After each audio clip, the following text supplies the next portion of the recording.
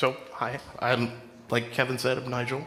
I am currently working for a company called Everlaw. We store legal documents, not really related to telephony. But previously, I led infrastructure at a company called Connect and Sell. It's still around. I also worked for a company called TalkIQ, which is now the AI and Dialpad AI. And I worked at Dialpad, of course, as a software engineer. All right. So the problem I ran into every time I joined a new startup or started a new project, of course, I compile FreeSWITCH, I compile Kamailio. And then I grab some prepaid minutes from some provider.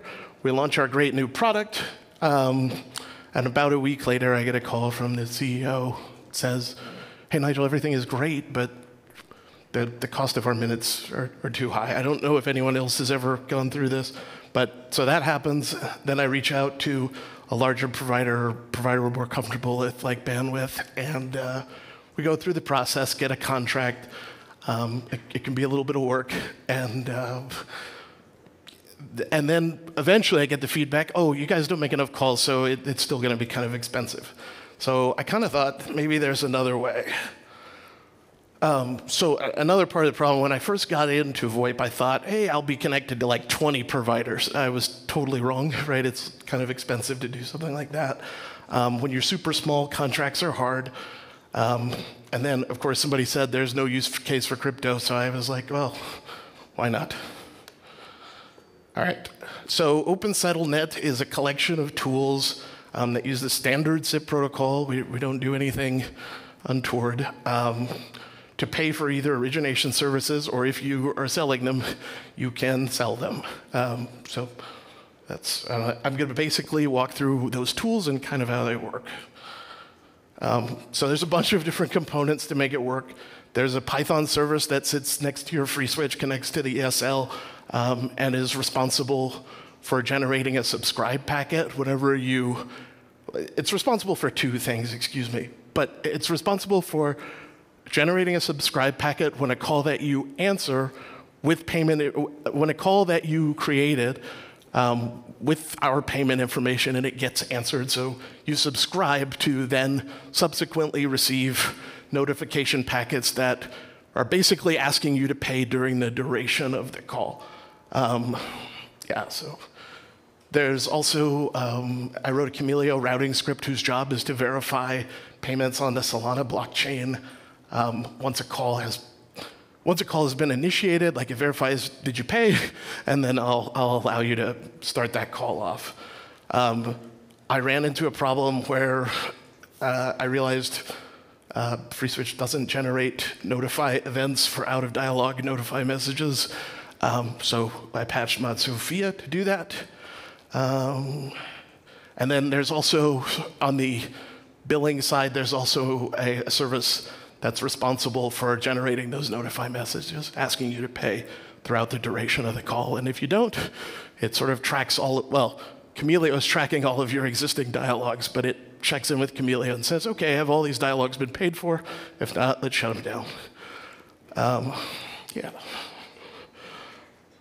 There's also, so I mentioned before that, like, if you're selling a service, you're going to want to make those services available somehow, right? So we've got a couple tools that basically allow you to publish your existing rate tables. You're going to have to do some formatting, but publish your existing rate tables on the blockchain. And then I've got tools for, at call time, for you to retrieve a rate based on the prefix you're dialing, or you can cache the whole table and use it for a certain period of time. And then we also have, on-chain itself, we have what people might refer to as a smart contract, or I call it a directory, where people can store their rate tables. All right, so just by show of hands, how many people are familiar with Solana? All right, we got a couple. All right, so Solana is a layer 1 cryptocurrency like Bitcoin or Ethereum. Its high transaction rate is what stood out to me. It's really fast. The average transaction speed currently on mainnet is like 700 milliseconds, so it's just short enough for it to work inside of a call setup. Like I said before, like Ethereum, Solana supports smart contracts that let you write programs that can be executed on-chain. Similar to Bitcoin, its smallest unit, divisible unit of currency is called the Lamport. On-chain programs are mostly written in Rust. You can use C or any language that can target BPF as a build target, and then on-chain or in the validators, it runs a LLVM to execute those binaries. And then for sort of just regular making payments or making transactions, there's SDKs for many languages. So an account on the Solana blockchain is a 256-bit, it's not really a string, but it's usually generated in 44-character wallet. It's usually represented as 44-character wallet addresses that look like this. A wallet, contrary to popular belief, is just a public and private key pair. It's not like special software. Transactions are collections of instructions. On Solana, instructions are very similar to assembly language instructions. And a transaction is basically a set of instructions that do a task and then get executed by the system. On Solana, there's like a main program that's responsible for executing all instructions, and it's called the system program.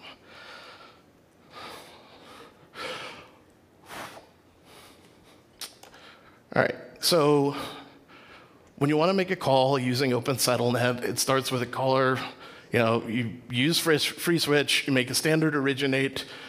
During that originate, you dip our on-chain contract. We respond with three gateways weighted by cost. This part I won't demo or show packet captures for, just because it's not quite finished. FreeSWITCH sends that invite. Inside of the invite, like in extra headers, FreeSWITCH sends the full raw Solana transaction, a transaction signature, and I'll talk about a little later why I do that. Like I said before, once a call gets answered, it's the responsibility of the caller to say, hey, like, bill me. So we do that with subscribe, and we sort of abuse presence to get that done. Yeah. All right, like I was saying, we start with sort of a normal invite. We add this extra Solana information, which is the public key of the caller, and then this raw transaction.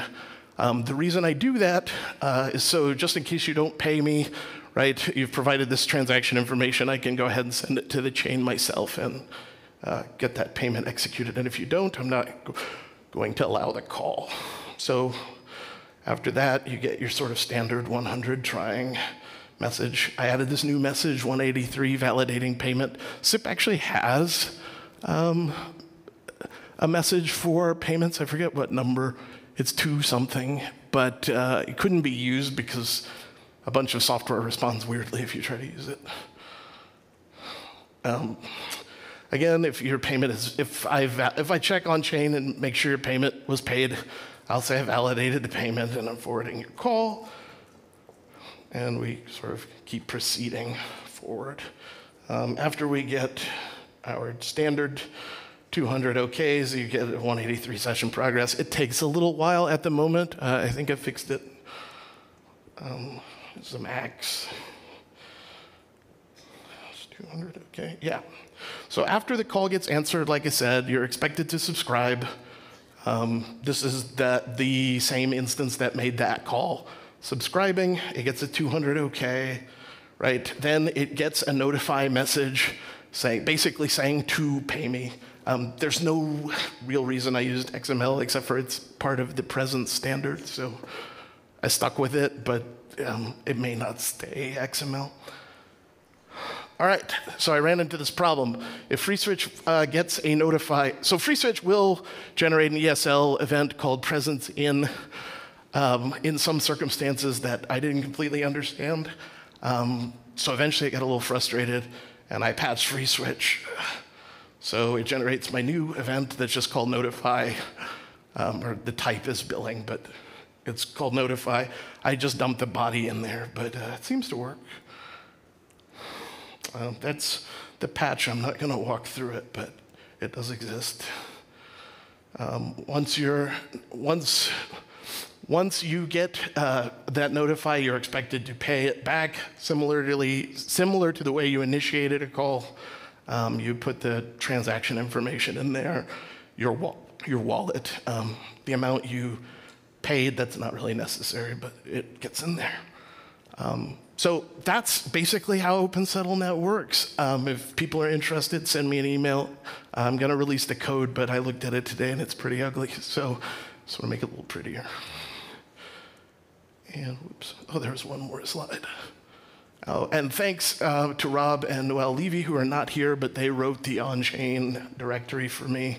And my mother once said computers talk to each other, so I think I finally learned the language. Thank you. Well, thank you very much, Nigel.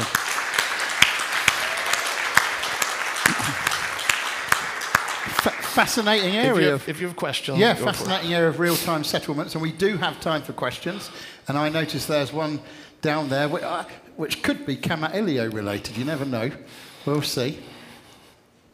Go ahead, Not Daniel. really Kamailio. It's just I want clarification about the subscribe comes from which to which, like.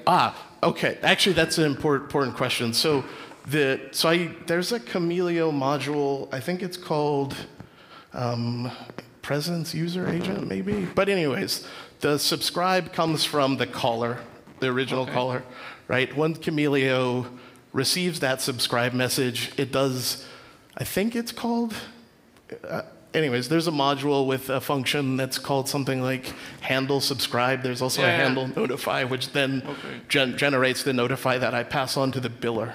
Yeah, okay, because it was, okay, so subscribe comes from the caller, goes to Kamailio, and then why? Kamailio then generates a notify that sends to my biller, and then my biller sends a notify back. I got a little lazy, and I should have published again, right? But I just sent a notify all the way through. No, but then why is getting to FreeSWITCH? It was a little bit confusing. Oh, okay, so yeah, the original caller is FreeSWITCH, and so okay. Yeah, and so I have a service that listens to the ESL, so when it gets an answer, it sends that subscribe. Because you said that you need to patch FreeSWITCH for out of dialog notifies, and that correct. Was somehow not clear so to me. that's when you get notifies asking you to pay during the call, right? So let's say like every minute I say, please pay me, right? And then I send a notify, and then that notify is the one that I patch FreeSWITCH to receive. Okay. Thank you. Because, Thank you. Thank you, Daniel. Thank you, Nigel. There's a question just here from young James Bodie at the front. Thank you. Do you think this model that you've built here is able to deal with tariffs, so prices that change dynamically with time? So it's a good question. I'm not the blockchain expert, but I have some friends who are working on, basically we're going to provide a window, so you get the price in our directory will be in dollars, right? We'll provide a conversion, and there's smart contracts on chain that do that, and then we'll provide that price for that window, basically. For yes. some moment of time. We're still playing with it. Did that answer your question, James? Great, okay. Any other questions? Yes, there's one there from Moishi.